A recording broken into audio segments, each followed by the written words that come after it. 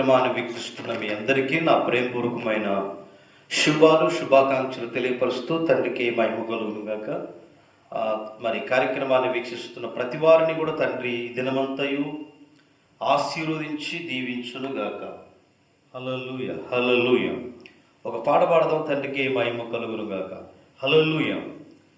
పాడనా యావే స్తుతి పాడనా, స్తుతి పాడనా, పాడనా యావే స్తుతి పాడనా, స్తుతి పాడనా.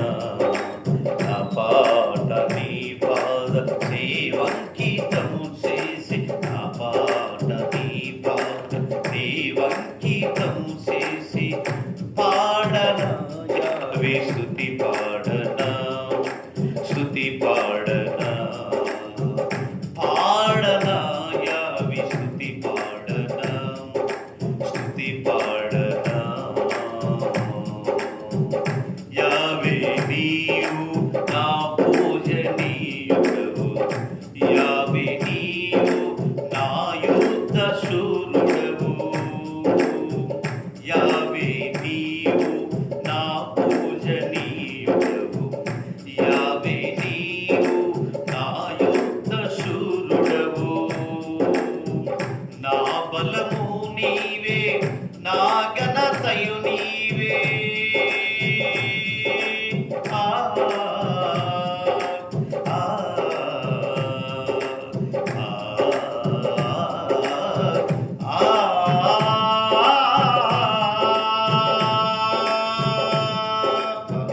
నా బలము నీవే, నా ఘనతయు నీవే.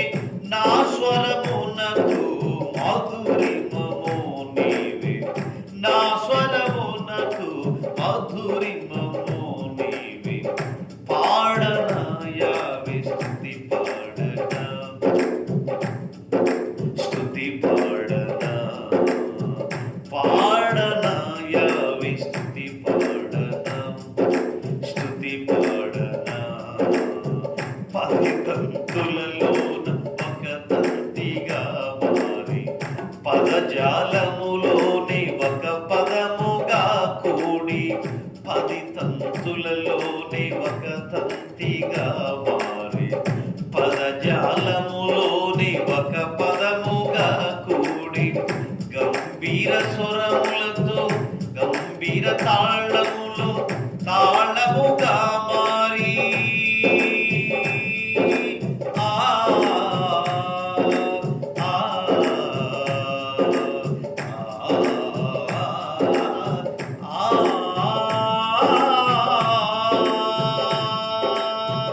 గంభీర తాళములో తాళముగా మారి, సరిగమ పదని స్వరములలో తేలి, సరిగమ పదని స్వరములలో తేలి.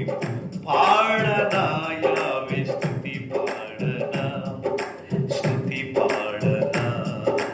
నా పాట నీ పాద సేవంకితము చేసి, నా పాట నీ పాద సేవంకితము చేసి, పాడనా యావే స్తుతి పాడనా, స్తుతి పాడనా, స్తుతి పాడనా, స్తుతి పాడనా.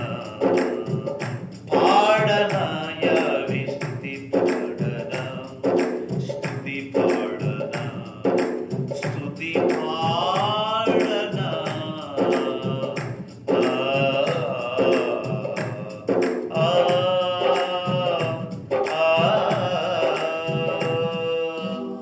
హల్లెలూయా. తండ్రి మనకిచ్చినట్టి ఈ సమయాన్ని బట్టి ఆవి యొక్క సన్నిధిలో శ్రేష్టమైన సమయంలో మనం ఉన్నాము. తండ్రి మనందరం కూడా ఈ వాగ్దానాలతో నింపి బలపరచునుగా. తండ్రికే మహిమ. హల్లెలూయా.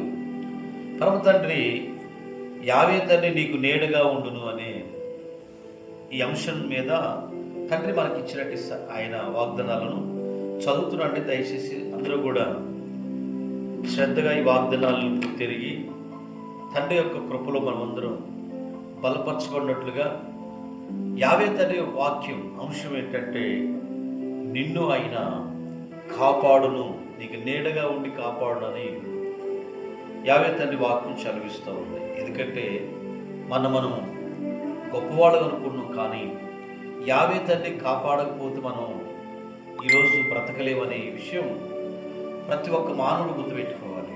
కారణం ఏంటంటే, కీర్తన గ్రంథము 121 కీర్తన గ్రంథం మనకు తెలుసు కదా, 5వ వాక్యంలో యావే తండ్రియే నిన్ను కాపాడును, నీ కుడి ప్రక్కలను యావే తండ్రి నీకు నీడగా ఉండును అని రాయబడింది. మనం కాపాడబడుతున్నాము అనుకుంటున్నాం.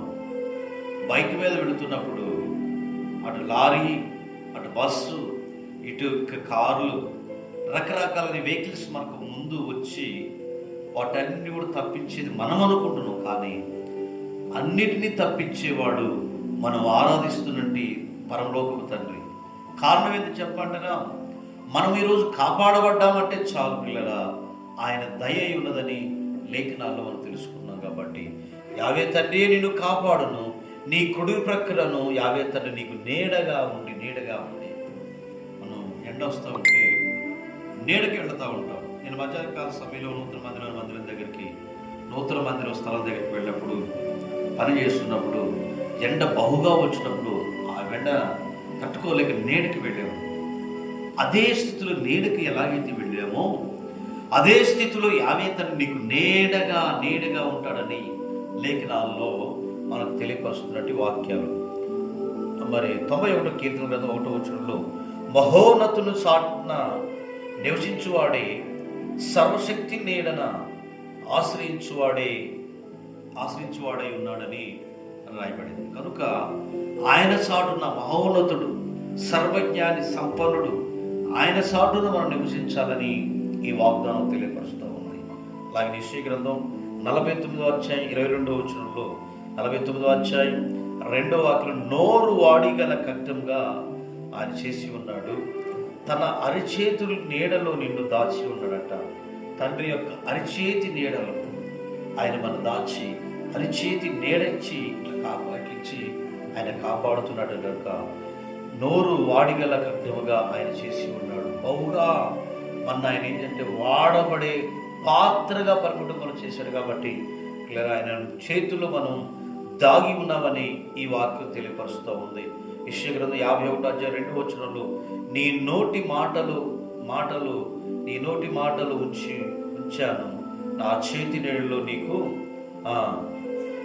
నీడలో నిన్ను కప్పి ఉన్నాను అంటాడు. మనం చుట్టూ అలాగే గొడుగు వేసుకుంటూ కప్పినట్లుగా ఆయన చేతి నీడతో మనం కప్పాడని ఇది క్లారిటీగా తెలియపరుస్తుంది. 25వ అధ్యాయం యెషయా గ్రంథం 3వ వాక్యం, గాలివాన తగలకుండా ఆశ్రయముగాను, ఎట్టి తగలకుండా నీకు నీడగా ఉండునని ఈ మాట తెలియపరుస్తూ ఉంది.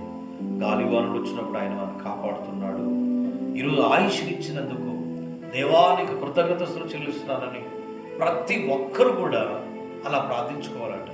ఈరోజు నేను బ్రతికి ఉన్నాను అంటే నీ దయ అని ప్రతి వారు కూడా మరి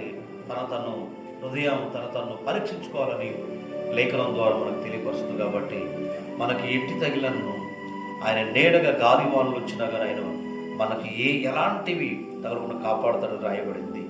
మరి యెషయా గ్రంథం 32వ అధ్యాయం 2వ వాక్యంలో అలసట పుట్టించు దేశముగాను గొప్ప బండగా మెస్సియ నీడవలే ఉన్నాడని బైబిల్ తెలియపరుస్తూ ఉంది. అదే యెషయా గ్రంథం 4:6లో పగలు ఎండకు నీడగా ఆశ్రయంగాను పరశాలు నేను దాచి ఉన్నానని రాయబడింది. ఈరోజు మనం అందరూ కూడా ఆయన రెక్కల సాటును దాచబడి ఆయన కృపలో బలపరచబడి ఆయన చేతులతో మన కప్పి ఉన్నాడు. కాబట్టి మంచి ఆరోగ్యాలతో ఈ దినమంతా, ఈ సంవత్సరం అంతా, ఈ నెలంతా కూడా ఆయన కాపాడుతున్నాడని మనం నేర్చుకున్న పిల్లరా. ఈ పెంతెకొస్తు పండుగ జరిగింది. ఈ పెంతెకొస్తు పండుగలో ఆయన ఆత్మ కుమ్మరించబడి అనేక మంది ప్రజలు వచ్చి ఆయన ఆరాధించారు, అనేక ప్రాంతాల్లో స్తుతించారు. కాబట్టి ఈరోజు పిల్లల మనమందరం కూడా తండ్రి యొక్క సన్నిధిలో, తండ్రి యొక్క మాటలు ఎప్పుడైతే వింటామో ఆయన రెక్కల నీడలో చక్కగా ఆయన చేతి నీడలో దాస్తాడని ఈ వాగ్దానాలని కూడా తెలియపరుస్తుంది. మీ అందరికీ షాలోమ్ అండి. తండ్రి ఆయన దయ, ఆయన కృప మనందరినీ కూడా కాపాడి నీడగా ఉండి మనం నడిపించుగా. అందరికీ హృదయపూర్వక షలోం. మరి కార్యక్రమాన్ని వీక్షించిన మీ అందరికీ షలోం అండి. నూతన మందిర నిర్మాణం జరుగుతుంది పిల్లరా, దాని కొరకు ప్రార్థించండి, సహాయం చేయండి, సహకరించండి. ఈ ఛానల్ సబ్స్క్రైబ్ చేయండి, అనేకులు తెలియపరచండి. తండ్రి మనందరినీ ఆశీర్వదించండి. మీ కొరకు చిన్న ప్రార్థన. మహిమ కలిగిన తండ్రి పరిశుద్ధుడు, ఎందరైతే కార్యక్రమాన్ని వీక్షించారు వారిని, వారి పిల్లల కుటుంబాలు దీవించబడి ఆశీర్వదించినట్లుగా కృపలో బలపరిచి నడిపించమని, ఎందరైతే ఈ కార్యక్రమం వీక్షిస్తున్న ప్రతి వారిని దీవించమని యెషూవా మెస్సీయ గారి నామం ద్వారా అడుగుతున్నాము తండ్రి. ఆమేన్. మీ అందరికీ హృదయపూర్వక షలోం అండి.